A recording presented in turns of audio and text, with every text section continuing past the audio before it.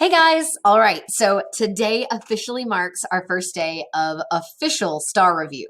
I know some of you guys are like, oh my God, literally, please, dear God, anything but this. But I want to kind of show you a little bit of this rundown of how it works, explain why the heck we're doing this, how we're going to do it, and what's going on. So here we go. So why are we doing this? Ultimately, the goal is for you guys to be confident and do well on our 8th grade STAAR reading test. Those of you guys that typically score like 90s or 100s, you do pretty good probably with testing strategies. So I want you to focus your goal more on this being a review for 9th grade. Many of you guys struggle with reading tests, and sometimes y'all score in the 20s and the 30s occasionally, and that can be a real blow like to self-esteem, right? Believe it or not, a huge part of low scores on reading tests, it's not the passages at all. It has to do with your reading test strategies. So that's why I want to spend some time with you on practicing these strategies to help you guys really get ready. In science or in social studies, you guys are reviewing topics, but in English, we're going to be practicing and reviewing strategies.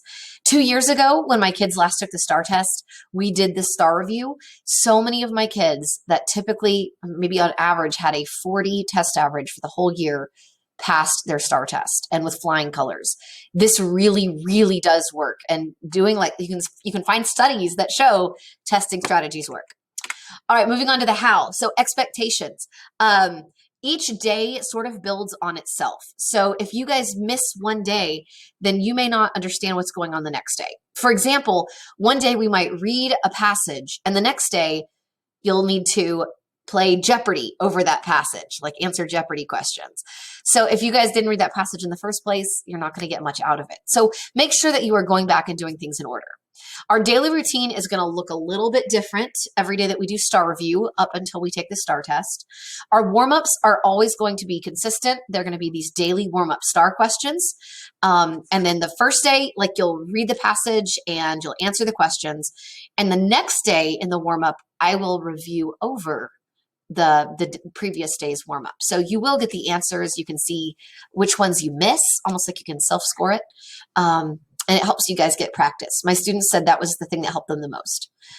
Each day's student work is either going to be reading a passage or completing an activity or playing a game. We've got a couple of games planned for you guys. And your reflections, more often than not, are going to be floor. So we're going to be moving floor from your warm-up to your reflection. Now our floor is going to look a little different. You're not going to be doing your entries in your Reader's Writer's Notebook. You're actually going to be doing them directly in Canvas. And your floor are going to have focus questions. You'll get to pick a question and answer that for those 2 minutes and then submit that. And other people are going to be able to see like what you're writing as well. So that's a little bit of a difference. The STAAR reading test is on May 12th. So if you guys look at a calendar here, today is April 12th. So we've got exactly 1 month until the STAAR test. So we've got 1, 2, 3, 4.5 weeks. But we really don't have 4